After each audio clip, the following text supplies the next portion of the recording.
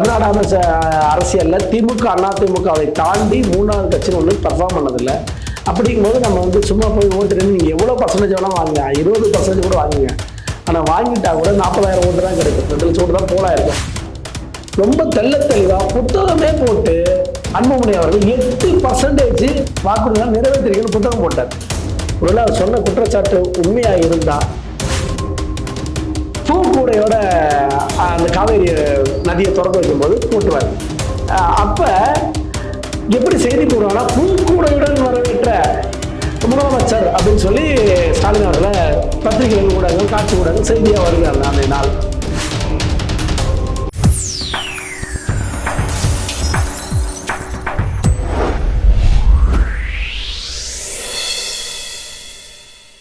வணக்கம்.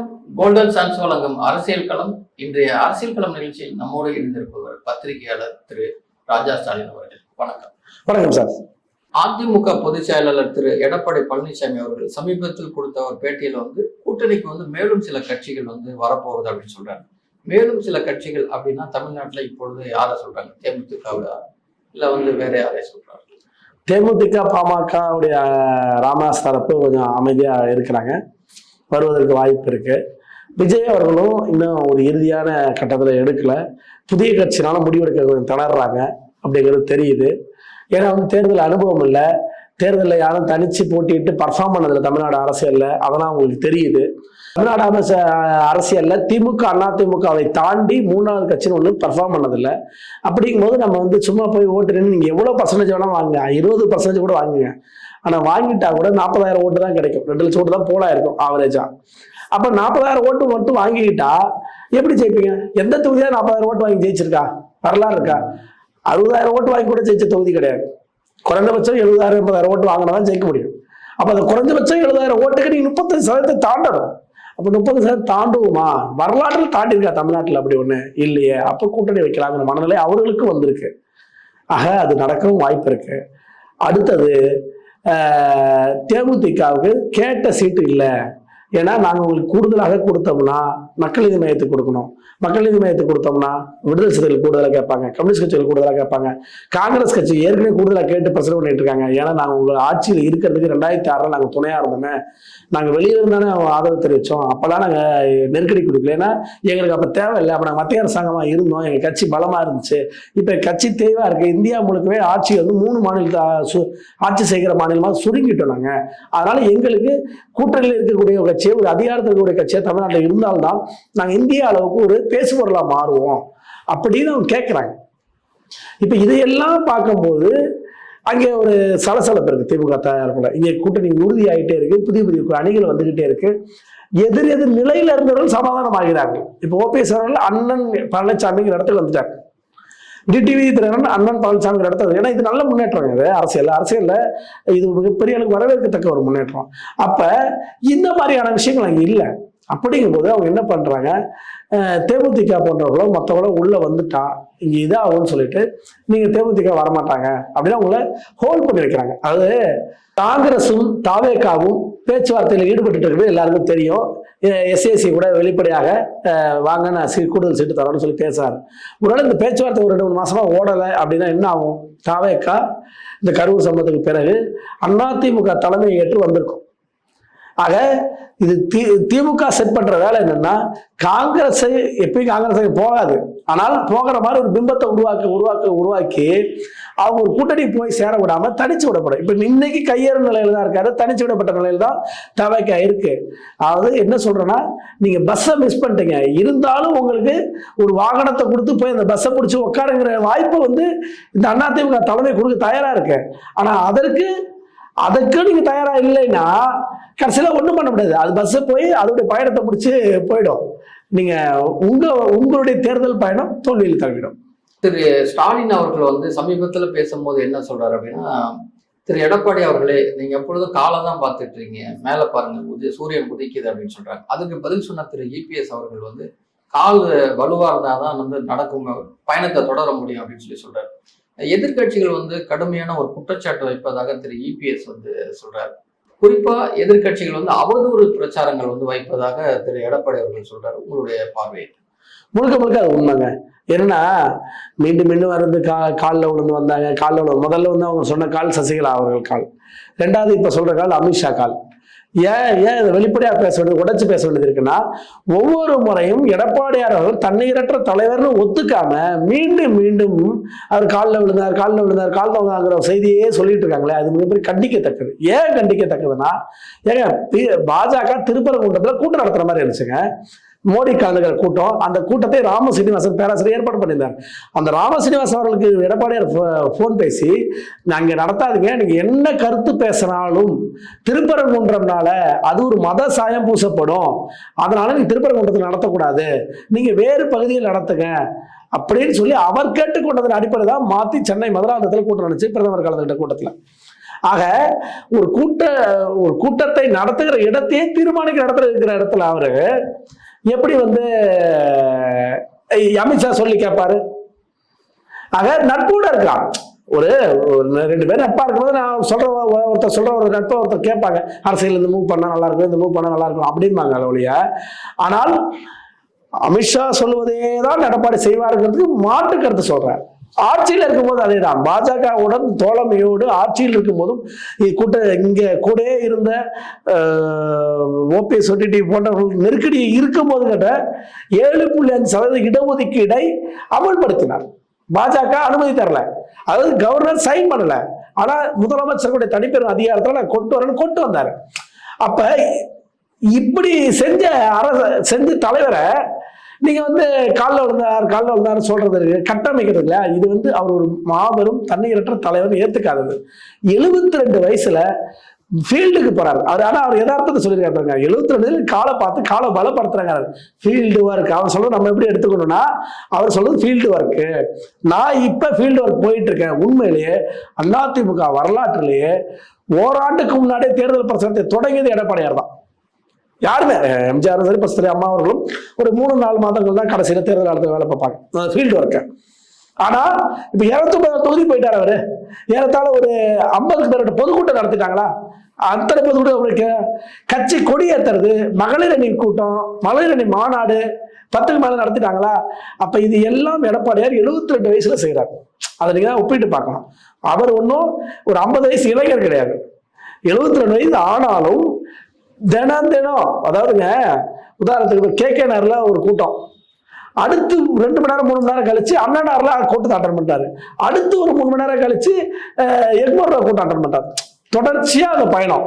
இன்னைக்கு ஒரே நாள்ல 4-5 ஸ்பாட்டு பேசுறாரு. அந்த உடல் நிலையை வச்சிருக்காருல, அதைத்தான் அவர் சொல்லுகிறார், நான் வலுவாக இருக்கிறேன் என்று.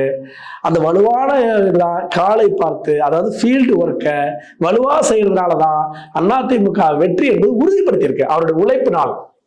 திரு இபிஎஸ் அவர்கள் வந்து இன்னொரு குற்றச்சாட்டு ஒண்ணு வைக்கிறார். என்னன்னா, கொடுத்த வாக்குறுதியை நிறைவேற்றாத திமுக அரசு அப்படின்னு சொல்றாரு.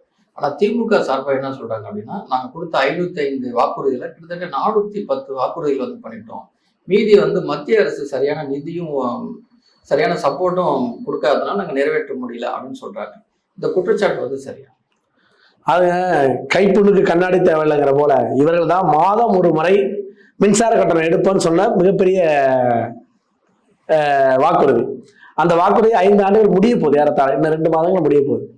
ஆனால் என்ன சொன்னாங்க, நாங்க ஸ்மார்ட் மீட்டர் பொருத்திட்டு செய்வோம். எப்ப ஆட்சி முடிய போகுது, இப்ப என்ன ஸ்மார்ட் மீட்டர் பொருத்த போறீங்க? சீனிசேகர் அமைச்சர் சொன்னது. அது போல நீட்டை ரத்து செய்வோம், இதெல்லாம் வந்து வலுவா நாங்க கொண்டு வந்துருவோம்னு சொன்னது. டாஸ்மார்க்கை மூடிடுவோம் நாங்க கொண்டு வந்துருவோம்னு சொன்னது. இதெல்லாம் வந்து மிகப்பெரிய பிரச்சாரமா அவர்கள் முன் வச்சது. நீங்க ஏதோ ஒரு 500 வச்சுருந்த ஒரு மூலையில இருந்துச்சுங்க அப்படின்லாம் இல்லை. இதை வந்து பிரச்சாரமாவே நாங்கள் நீட்டை ரத்து செய்வோம், நாங்கள் மின்சார கட்டணம், நாங்கள் வந்தால் மாதம் ஒரு மின்சார கட்டணம் எடுப்போம் அப்படின்னு சொன்னது. இன்னைக்கு கடைசியில 500 ரூபாய் பில்லு கட்டணம் இன்னைக்கு 1000 ரூபாய் கட்டலாம். 3 மடங்கு ஏறி போச்சு. கிட்டத்தட்ட ஒரு, அதாவது ஏசி இல்லாத வீட்டில் 500 ரூபாய் சொல்றேன், 2 மாதத்துக்கு ஒரு முறை. ஆனால் எடப்பாடி என்ன பண்ணாரு? அதிமுக ஆட்சி என்ன பண்ணுச்சு? 100 யூனிட் இலவச மின்சாரத்தை கொடுத்த கட்சி அதிமுக. அது தேர்தல் வாக்குறுதிலாம் இல்லைங்க, அது தானா கொடுத்தது. 7.5% இடஒதுக்கீடு கொடுக்கிறேன் என்று சொன்னாங்களா எங்கேயாவது? அரசு பள்ளி மாணவர்களுக்கு அவர்களாக கொடுத்தது. ஏறத்தாழ வருடத்திற்கு 500 பேருக்கு மேல வருடம் படிக்கிறாங்க. ஏறத்தாழ 3000 பேர் அவர் போட்ட உத்தரவாதம் படிச்சு வெளியே வந்துட்டாங்க. ஆக இந்த அளவுக்கு செயல்படுகிறார்.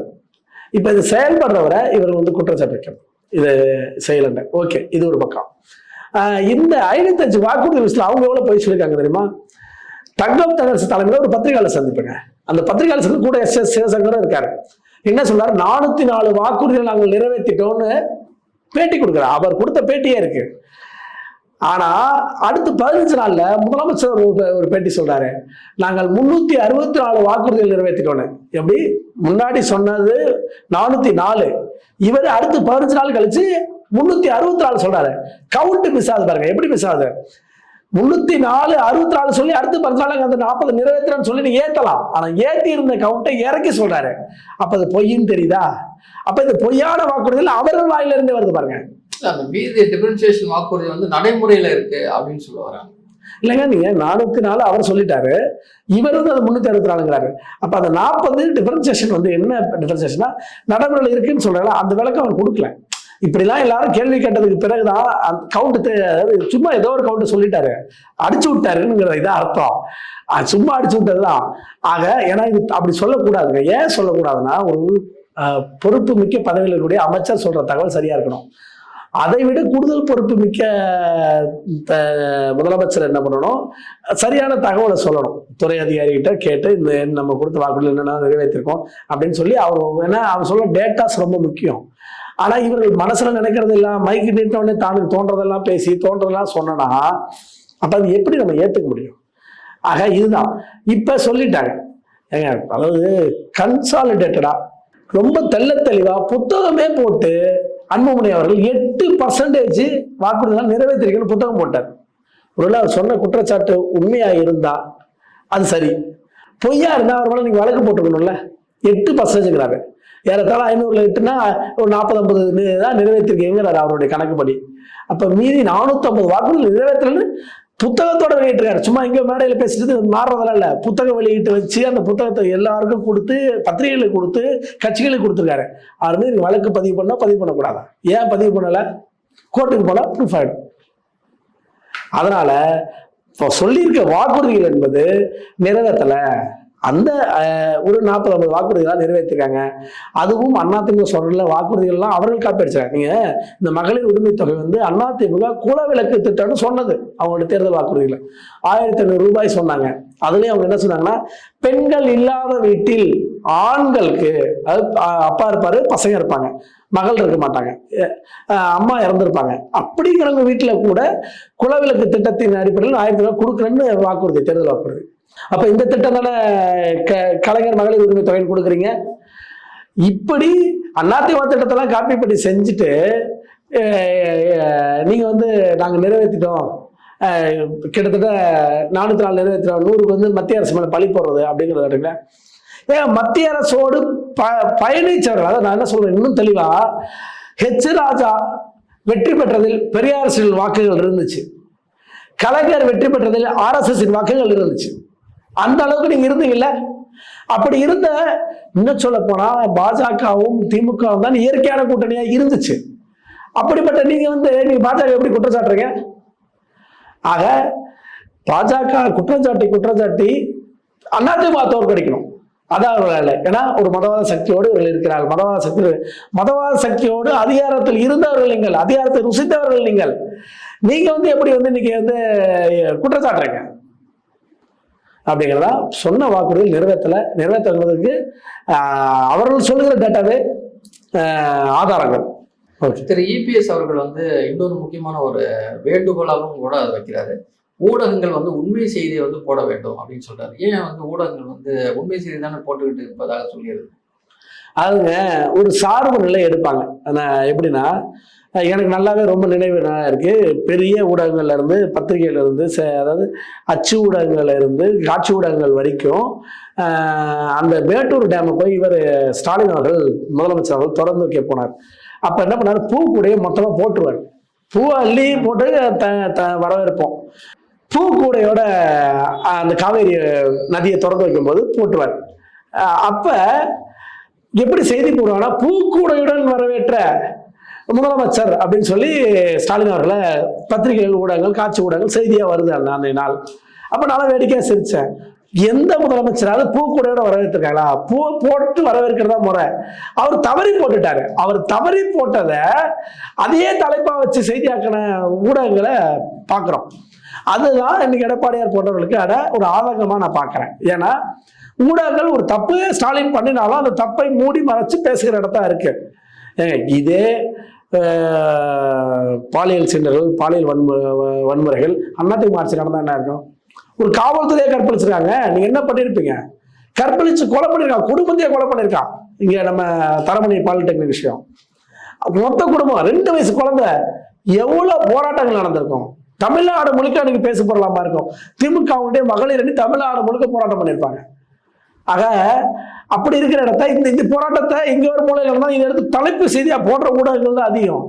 அதைத்தான் எடப்பாடியார் சுட்டிக்காட்டாரு. தவறுகள் நடந்தாலும், கொலை, கொள்ளை, கற்பழிப்பு எது நடந்தாலும் அதை மறைத்தோ அல்லது பேருக்கு ஒரு செய்தியாக, 12 பக்கம் இருக்குன்னா அந்த 12 பக்கத்துல போய் ஒரு சின்ன செய்தியை ஒன்று வைக்கிறதுக்கும் தலைப்பு செய்தியா வைக்கிறதுக்கு வித்தியாசம் இருக்குல்ல.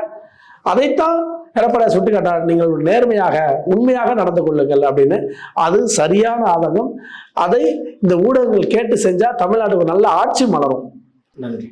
மிக்க நன்றி.